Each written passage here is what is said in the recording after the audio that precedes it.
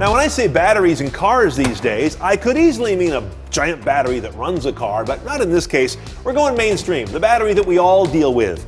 This big, nasty, heavy, big old black lead box that you never think about until it dies. And then you think about it laced with obscenities. So when you have to go buy one, you need to understand a little bit about its parameters.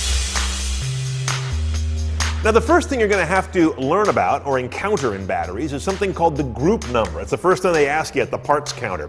A group number tells you a lot of things. This is a group 24 battery here. This is a group 75. It's actually physically smaller, so that's a little counterintuitive. What the group number tells you is a combination of width, length, and height of the physical battery case.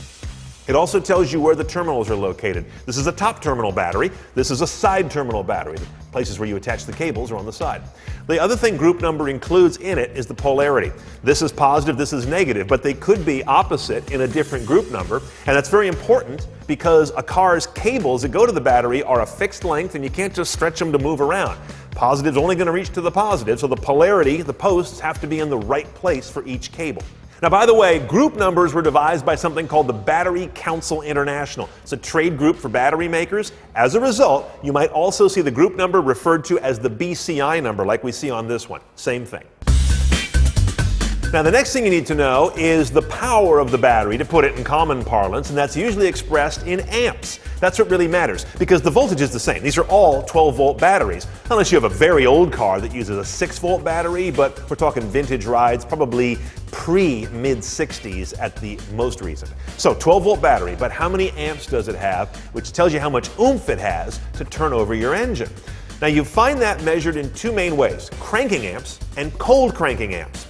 Cranking amps are tested in the lab at 32 degrees Fahrenheit. That's considered cool but not cold. Cold cranking amps are tested in the lab at 0 degrees Fahrenheit, which more simulates really harsh winter weather. And there's a big difference. Batteries perform much less stoutly in very cold temperatures. And as a result, when you look at the cranking amp versus cold cranking amp number on a battery, it's going to be quite different. The more cranking amps, the better, within reason. It won't hurt your starter. Your starter will only draw as many amps as it can use in a given situation. Then again, more amps equals more cost.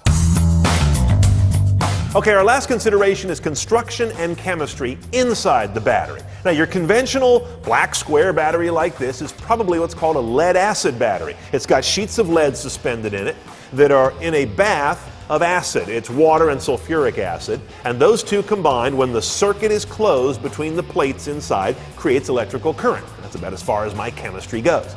By the way, a battery is actually 6 batteries. Inside here are 6 separate cells. Each one puts out 2 volts or so. That gets you 12 volts. Now, a variant on the lead-acid battery is an AGM, or absorbed glass matte battery. It takes that fluid, that solution, and absorbs it into typically some fiberglass sheets and beds those down next to the plates that create the electricity. And those can be flat, or as you can tell from this battery, they can also be wound up in coils and held that way. Again, still 6 assemblies, 2 volts each, 12 volts total. Benefits to an AGM battery is they can't leak because there's not anything sloshing inside. They tend to be very good about recharging quickly. They're very good about resisting vibration for cars that are off-road or performance cars. That's very important. And they tend to have a longer life when they're called upon to start a car very frequently. On the downside, they tend to be substantially more expensive, and they're very sensitive to overcharging if there's anything wrong with your charging system or an external charger you attach to them. Now, another variant of battery you'll see that is typically not used in cars, but you'll see it sold right alongside these, is what's called a deep cycle battery. A deep cycle battery will give you a lower number of amps, so less current, but it can put out power for a longer time, and it can bounce back from being drained much better many times. These are used not so much for starting, but deep cycles are used for running things. So think RVs and boats as opposed to car engine starts. Now, frequently you're shopping for a battery because it was in a car that didn't get started or driven very often, and the thing got depleted and wouldn't charge up again. Sound familiar?